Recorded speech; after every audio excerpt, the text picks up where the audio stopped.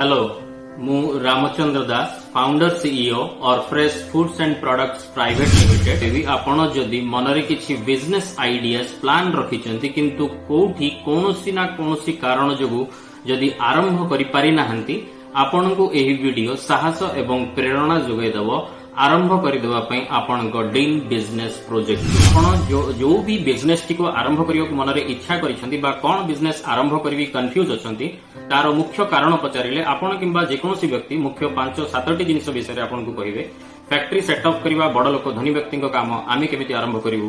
factory T आरंभ करियो कहले गोटे बड़ धरणर इन्वेस्टमेंट दरकार आम पाखरे एते टंका नाही जी टिके भी साहस एकजुट करिसंती आरंभ करिवाकू आरंभ आज पर्यंत करि पारि नाहंती मशीन कोठु पाइबु रॉ मटेरियल कोठु आनिबु प्रोडक्ट तयारी करिवारे प्रोसेसिंग टेक्नोलॉजी ट्रेनिंग्स कोठु नबु इत्यादि इत्यादि जदि ता मध्यरु 5-10% व्यक्ति एसबु किछि ना किछि इन्फॉर्मेशन नॉलेज काहाठु बा गूगलिंग करी यूट्यूब वीडियो माध्यम रे पाइछंती भय सेमानक मध्य में रहउची ब्रांडिंग मार्केटिंग सेल्स केमिति करी आपण फूड किंबा नॉन फूड क्षेत्र रे जेकोनसी प्रकार फैक्ट्री सेटअप करिवा को जदि चाहुचंती आमे आपनको संपूर्ण सहयोग करि परिबु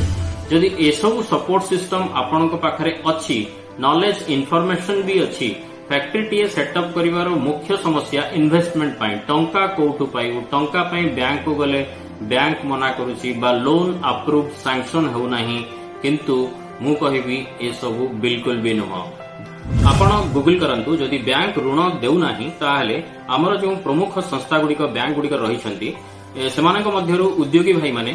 पीएमएफएमई योजना माध्यम मोट 65,800 कोटी टंकार लोन पाई सारे सेमिति पीएमईजीपी माध्यम 21,000 कोटी टंका 8 लाख प्रोजेक्ट पे सैंक्शन हो सारे एआईएफ स्कीम माध्यम 32,472 कोटी टंका 43,318 टी प्रोजेक्ट पे सैंक्शन हो सारे सिडबीर स्टैंड अप इंडिया स्कीम माध्यम 40,780 कोटी टंका 1,80,300 अकाउंट को डिसबर्स हो सारे नाबार्ड आरआईडीआई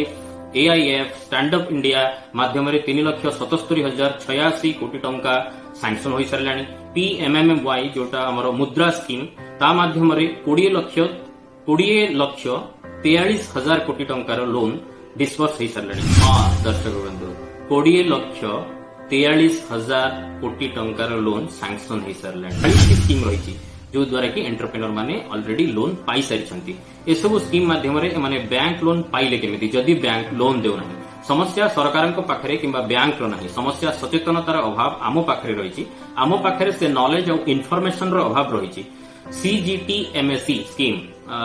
आपण माने निश्चय ए नाटी अल्प बहुत शुणिथिबे एही स्कीम सरकार एक जुगांतकारी पदक्षेप एही स्कीम जरिया जो माने फर्स्ट जनरेशन एंटरप्रेन्योर नुआ करी गोटे उद्योग बा यूनिट सेटअप करबा को चाहुचंती सेमानकु बिना मॉर्गेज बा कोलेटरल सिक्योरिटी डिपोजिट बिना 1 लाख रु आरंभ करी 5 कोटी पर्यंत बैंक ऋण सरकार जोगाई दउछंती अन्य विभिन्न प्रकार बैंक मानक माध्यम रे जहार ग्यारंटी आपण को नहीं आपण को लोन पई बैंक को सरकार ग्यारंटी जोगाई दउछंती 40+ गवर्नमेंट स्कीम रही सरकार जहां माध्यम रे आपण जेकोसी प्रकार एक बिजनेस सेटअप करिपरिबे किंतु दुखर विषय ए सब स्कीम आम पाखरे पहुंची पारु नाही यार दुईटी मुख्य कारण रही एक ए सबु स्कीम रो नॉलेज इन्फॉर्मेशन आम पाखरे नाही जदि ए सबु रो इन्फॉर्मेशन आउ नॉलेज आम पाखरे अछि एगुडिकर लास्ट माइल डॉक्यूमेंटेशन एप्लीकेशन आउ सिस्टम सपोर्ट मिलु नाही किंतु वर्तमान आपनको आपणक ड्रीम प्रोजेक्ट बा बिजनेस आरंभ करने को कहीं रोकी पारिबे नाही आम कंपनी ए सबु स्कीम रु मुख्य 40 स्कीम को नहीं आइडेंटिफाई करिछि जहा द्वारा आपण माने जेकोसी आम 1400 प्रोजेक्ट मध्य हो किंबा आपणक इंटरेस्ट मुताबिक जेकोसी भी प्रोजेक्ट हो जहां भी प्रोजेक्ट आपण सिलेक्ट करिवे सेटा इंडस्ट्रियल रिलेटेड हो किंबा फूड प्रोसेसिंग रिलेटेड हो किंबा डायरी पोल्ट्री गोटेरी farming non farming industry related हो एही सबु प्रोजेक्ट 40 टी स्कीम मध्य निश्चय आसी और फ्रेश एक मैन्युफैक्चरिंग बिजनेस कंसल्टेंसी कंपनी जहां 1400+ प्रोजेक्ट उपरे इंडस्ट्रियल सॉल्यूशन दोछि गोटे प्रतिष्ठा करने को हमको कौन कौन आवश्यक एवं आम कंपनी और फ्रेश आपन को को क्षेत्र रे संपूर्ण सहयोग करि परिबो प्रोडक्ट सिलेक्शन थारो आपन को आइडिया थारो आरंभ करी सेल्स एंड डिस्ट्रीब्यूशन पर्यंत